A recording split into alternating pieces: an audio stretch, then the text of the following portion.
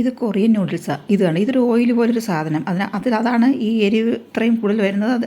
അതൊഴിക്കുമ്പോഴാണ്. അത് സാധാരണ പോലെ അത് തന്നെ വെള്ളം വെച്ചിട്ട് ഇത് നൂഡിൽസ് തട്ടിയിട്ട് കൊടുത്ത് മസാല ഇട്ടിട്ട് അവസാനം ഇതെല്ലാം എടുത്തതിന് ശേഷം വെള്ളം എല്ലാം വറ്റി വരുമ്പോൾ ഇതും ഒഴിച്ചു കൊടുത്തു. ഇതിലാണ് എരിവ് കൂടുതൽ വരുന്നത് ഇതൊഴിക്കുമ്പോൾ. ഇതിനൊരു പ്രത്യേക ടേസ്റ്റൊക്കെ ഉണ്ട് കേട്ടോ. പക്ഷേ ഈ പറയുന്ന പോലുള്ള അത്രയും എരിവുണ്ടോ എന്ന് ചോദിച്ചു കഴിഞ്ഞാൽ അത്രയൊന്നും എനിക്ക് തോന്നിയിട്ടില്ല.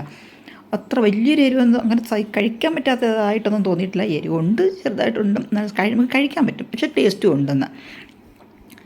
അപ്പോൾ ഇത് ഞാൻ കഴിച്ചിട്ടുണ്ട്, 2-3 കൊല്ലം മുമ്പാണ് കഴിച്ചിട്ടുള്ളത്. പക്ഷേ അന്ന് എനിക്ക് തോന്നുന്നു 2-3 പ്രാവശ്യം നമ്മൾ വായിൽ വെച്ചതിന് ശേഷം ഒരു എരിവ് നമുക്ക് തോന്നിയിട്ടുണ്ട്.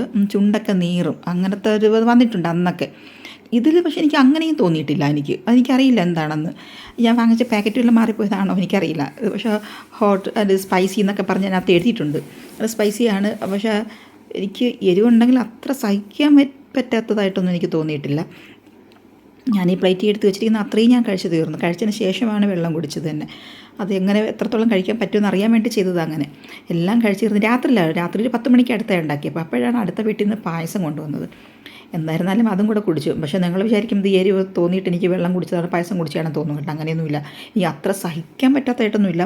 ഞാൻ എന്നാലും കാരണം എനിക്ക് എരിവുള്ള കഴിച്ചു കഴിഞ്ഞാൽ എനിക്ക് പ്രശ്നം വരും. അതുകൊണ്ടാണ് അത് മുൻകൂറായിട്ട് അങ്ങനെ കുടിച്ചെന്നേ ഉള്ളൂ. പായസം കൂടി അതങ്ങ് കുടിച്ചു, അത്രേ.